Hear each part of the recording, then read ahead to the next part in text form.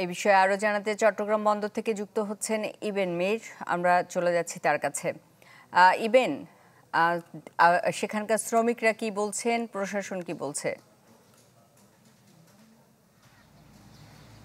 বছর শেষের খুশি নগদে হবে বেশি। নগদ পেমেন্টে নির্দিষ্ট ক্যাটাগরির কেনাকাটায় ৩০০ টাকা পর্যন্ত ক্যাশব্যাক।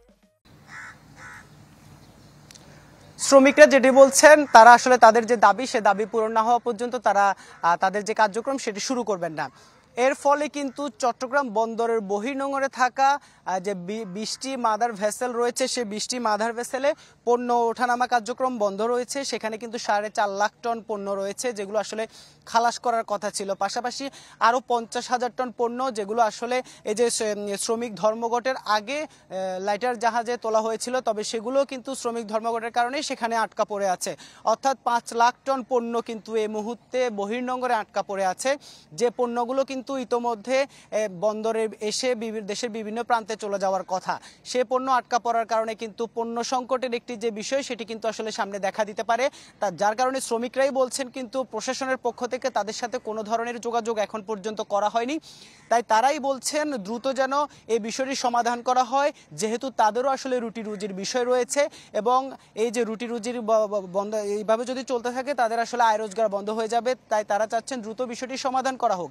পাশাপাশি আমরা চট্টগ্রামের কর্ণফুলীর যে ১৬টি ঘাটে কিন্তু একেবারে পুরো দমে বন্ধ রয়েছে, আসলে পূর্ণ কার্যক্রমই বন্ধ রয়েছে, এবং শ্রমিকরা সকাল থেকে বিভিন্ন ধরনের যে কর্মসূচি, তারা কিন্তু এখানে স্লোগান দিয়েছিল, তারা জড়ো হয়েছেন, এবং এই যে স্লোগান জড়ো হওয়া, তারা তাদের যে কর্মসূচি, সে কর্মসূচি তারা পালন করছেন।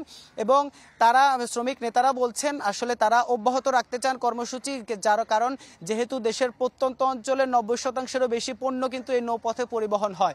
সেই নৌপথে যদি আসলে এই ধরনের ঘটনা ঘটে, সেক্ষেত্রে কিন্তু তাদের যে নিরাপত্তাহীনতা এবং নৌযানের নিরাপত্তাহীনতা, দুটি বিষয় রয়েছে, এবং এই দুটি বিষয় নিশ্চিত করতে হবে, এবং তাছাড়া কিন্তু তারা আসলে কাজে ফিরবেন না। এবং গতকালকে তারা যেটি বলছেন, গতকালকেও কিন্তু একটি নৌযানে ডাকাতির ঘটনা ঘটেছে বলে তারা দাবি করছেন। এবং এই যে একের পর এক যে নৌযানে ঘটনা, সেই নৌযানের নিরাপত্তাহীনতার কারণে এসব ঘটনা ঘটছে, তার প্রেক্ষিতে তারা বলছেন প্রশাসনের ব্যর্থতার কথা বলছেন, নৌ পুলিশের ব্যর্থতার কথা বলছেন। এবং তারা যেটি বলছেন যে আসলে অতি সত্বর যদি এই বিষয়গুলো সমাধান না করা হয়, সেক্ষেত্রে কিন্তু পদ্মা মেঘনা যমুনাতে যে তেল সরবরাহ, সেটিও কিন্তু আসলে বিঘ্ন ঘটতে পারে বলে এমন আশঙ্কা করছেন কিন্তু নৌযান শ্রমিকরা। সুস্মিতা। ইবেন, আপনাকে ধন্যবাদ। চট্টগ্রাম বন্দর থেকে আমাদের সাথে যুক্ত হয়েছিলেন ইবেন মীর।